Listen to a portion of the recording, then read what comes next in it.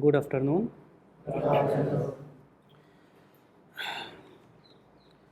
My topic is the central teachings of Maulana Waiduddin Khan Sahab. As introduced Father Victor about CPS International, it was founded by Maulana Waiduddin Khan Sahab. Maulana Waiduddin Khan was born in 1925 and passed away 2021. The main and basic teaching of Maulana Waiduddin Khan was the realization of God or Marifa. You can say God oriented thinking. जैसा कि आपने बताया कि God oriented thinking की वजह से उन्होंने कभी भी खुदा के अलावा किसी चीज़ को नहीं चाहा. मारिफा he wrote in his book Discovering God. Marifa means realization. In religious terms, Marifa means man's realization of God, his creator. He also wrote in his book Allahu Akbar. It is right now in English, in Urdu, and in the process of English translation. He wrote, to find God is to find the greatest reality. When one finds God, it is such a mighty discovery that it shakes one's whole beings. One who does so discovers God in such a manner that he bathes in an indescribable kind of divine light. He becomes a new man. His thinking starts moving in a new direction. His actions undergo a complete change.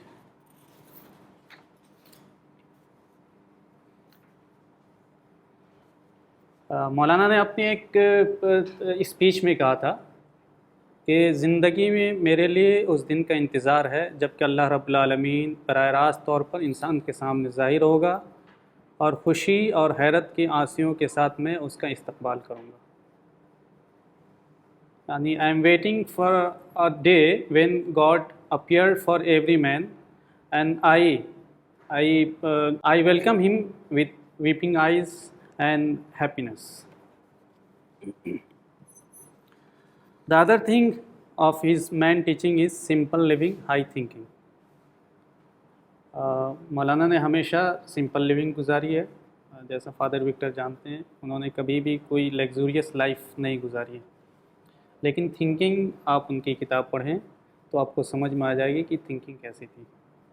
तो अगर हम भी चाहते हैं कि वैसी thinking हो high तो हमको भी सिंपल लिविंग गुजारनी चाहिए. He used to recite a hadith of prophet Muhammad, simplicity is of part of faith.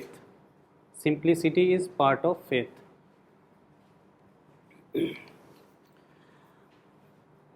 The other main thing of his teachings is self purification, that is called in Arabic Tazkiyah.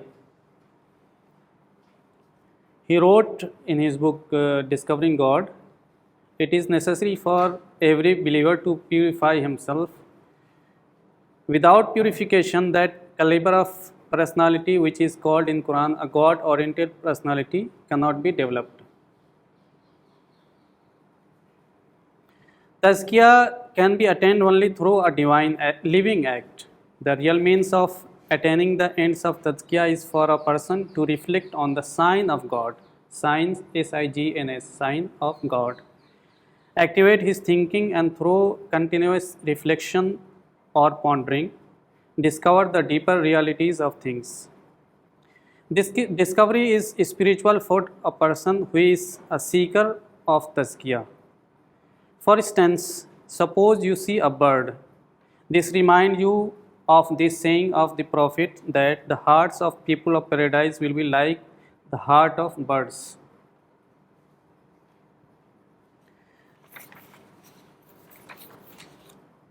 Birds क्या होता है?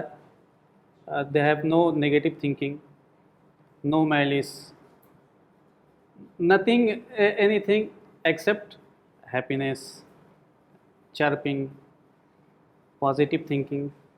That kind of people will go enter into paradise.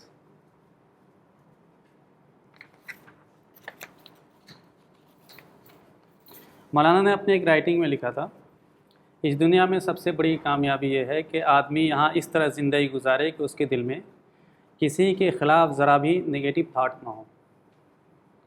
وہ دنیا سے اس طرح چلا جائے کہ اس کا مائنڈ پوری طرح پازیٹیو مائنڈ ہو. اس دنیا کی یہی میری آخری دریافت ہے. One of the most men teaching of his teaching is interfaith dialogue. He always encourages us for interfaith dialogue.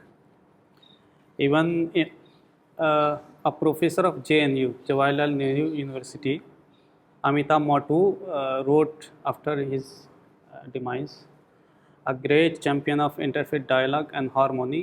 He believed in the power of dialogue rather than debate which provokes negativity. He wrote in his article regarding the multi-religious society, the Quran is very practical. It gives the following formula: for you your religion, for me mine. In other words, follow one and respect all. This formula is based on the well-known principle of peaceful coexistence indeed, the only way of existence in this world. So over the years, he participated in many inter-religious dialogue programs. Once during a visit to USA, he was invited by a church to deliver a lecture on Islam and peace. After his lecture, a Christian scholar asked, in Christianity there is a moral injunction, love your enemy. Can you cite any such teaching from the Islamic scripture? He replied in affirmative. The Quran says, good and evil deeds are not equal. Repel evil with what is better, then you see that one who was once your enemy has become your dearest friend. And as you know that in Matthew, love your enemy and pray for those who persecute you. Maulana explained this teaching in these words: love all, including your enemy. He always read this hadith to everyone of us.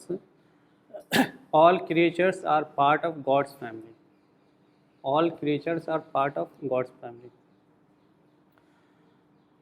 One of the main teachings of Maulana is peace. He always emphasized saying that peace is summum bonum, the greatest good. Of the various names and attributes of God mentioned in the Quran, one is As-Salam. He used to say, as teach us, that As-Salam, the source of peace, that is to say, God is peace.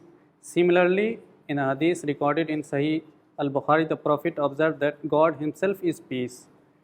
Moreover, God's guidance is referred to the Quran as Subul Salam. Islam means Subul Salam. According to Islam, heaven is the ideal abode for man, and the Quran referred to heaven as Darus Salam, the home of peace. Elsewhere, the Quran says that the inhabitant of heaven will greet each other saying peace, peace. So he always emphasized for the cause of peace. One of the teaching of Maulana is to see enemy as a potential friend. He very in detail he wrote about this concept in his book Islam and World Peace. You can read there. He said, violent method arouse people egos, which result in some form of distraction. Conversely, non-violent activism awaken people conscience, which results in introspection in the people concerned.